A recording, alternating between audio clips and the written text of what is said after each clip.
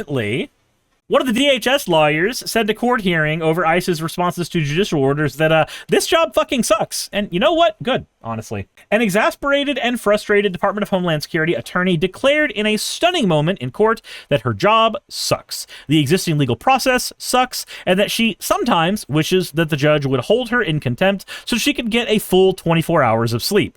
Julie Lee, who, according to public records, is a Department of Homeland Security attorney that has been detailed to the U.S. Attorney's Office, was called to testify Tuesday in the U.S. District Court in St. Paul, Minnesota, or Minneapolis, I think, about why the government has been non-responsive to judicial orders regarding people in ICE detention. She goes, "What do you want me to do? The system sucks," like told Judge Jerry Blackwell, according to a court transcript obtained by ABC News. "This job sucks, and I'm trying with every breath I have so that I can get you what you need." Jesus Christ. Can you imagine right now having to actually work for the United States government in such capacity where you've got to do apologetics in any way, shape, or form for the shit ICE is doing? Just wild to me. A review of federal court records shows that Lay has been assigned to 91 immigration cases in the past month, 88 in Minnesota and 3 in Texas. Most of the cases are habeas petitions filed by immigrants detained by enforcement officials. Blackwell said the admin has routinely not been following court mandates, ignoring multiple orders for detainees to be released that has resulted in their continued detainment for days or even weeks. She said the overwhelming majority of the hundreds of individuals seen by this court have been found to be lawfully present as of now in the country. In some instances, it is the continued detention of a person the Constitution does not permit the government to hold and who should have been left alone that is not arrested in the first place, according to the transcript. Operation Metro Surge has generated a volume of arrests and detentions that has taxed existing systems, staffing, and coordination between the DOJ and the DHS, Blackwell acknowledged, but said that was no excuse for the government's lack of response to court orders. So, you remember when Donald Trump pointed out, rightfully so, technically, that due to the scale that he wanted ICE to operate at, giving everybody their due diligence in court was impossible? And when I say he rightly pointed that out, I'm not saying he's right morally. I'm saying that when you try to scale up deportations as high as you have, when you try to scale up violence as much as he has, the system is not designed for that kind of ramp up. The system is designed for what it had previously. So inevitably, you're going to have to break some of the rules, and there is a conversation to be had about the fact that the output of a system is what the system's purpose was. If a system can be so easily overflooded, perhaps the system was not fucking designed for that volume of influx of people in the first place. Trying to call criminal such a high percentage of people who live into the country might have just been a little fucking stupid of an idea. The volume of cases and matters is not a justification for diluting constitutional rights, and it never can be, says Blackwell. It heightens the need for care. Having what you feel are too many detainees, too many cases, too many deadlines, and not enough infrastructure to keep up with it all is not a defense for continued detention. If anything, it ought to be a warning sign. Blackwell also questioned Lay regarding why the Donald Trump administration should not be held in contempt for violating court orders. And she said, "Well, I'm here to be a bridge and a liaison between the one that is in jail, because the one that is in jail. Because if I walk out, sometimes I wish you would just hold me in contempt, Your Honor, so that I could have a full 24 hours of sleep.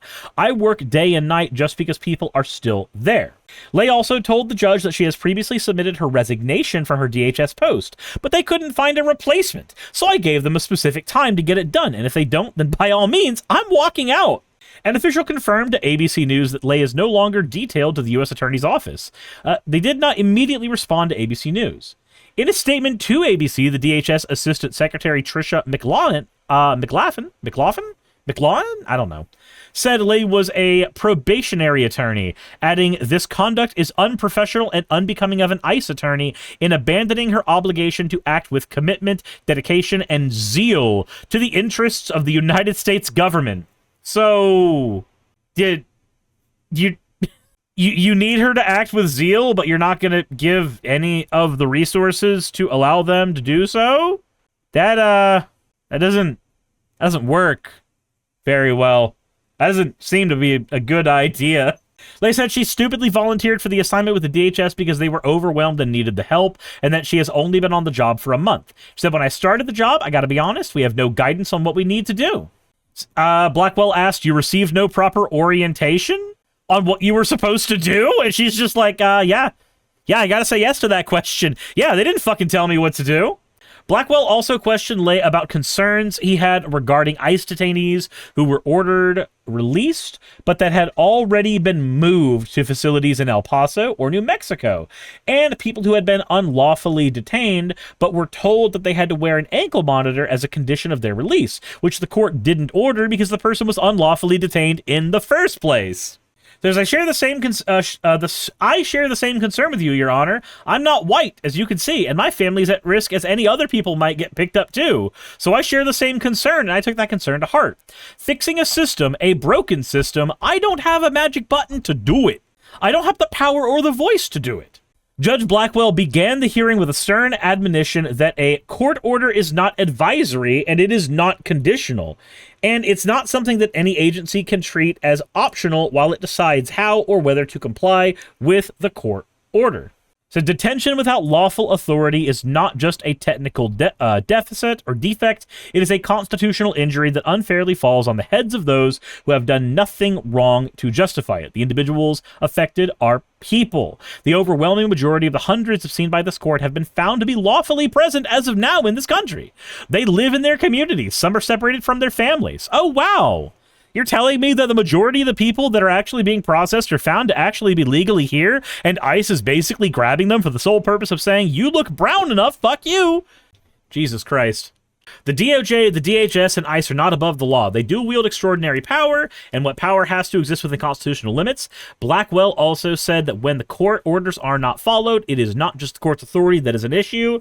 It is the rights of the individuals in the custody and the integrity of the constitutional system itself. Which is a very important thing to say, but it doesn't mean jack shit because Donald Trump has repeatedly ignored court orders. And let's be honest, who the fuck is going to do anything about it? Sarah Chicoria said, ICE and every org assisting it must be B, V, and C. I do not know what any of those words mean. I don't know what any of that is at all.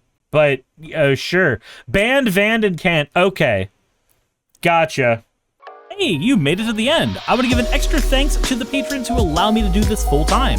I want to thank Aaron Rail, Astral, Britzkrieg, Jemshin, Poundini, Red Joker, Victoria, Jonas, Craig, Tarika, Fireshard, Smiling GM, John, Dren Hadamada, Creeper, Sagitta, you know I'm not saying that last part, Valis of Seraph, Ottoman Angel, Rooster Rachel, and Fire Panda, who are all my $20 and up patrons.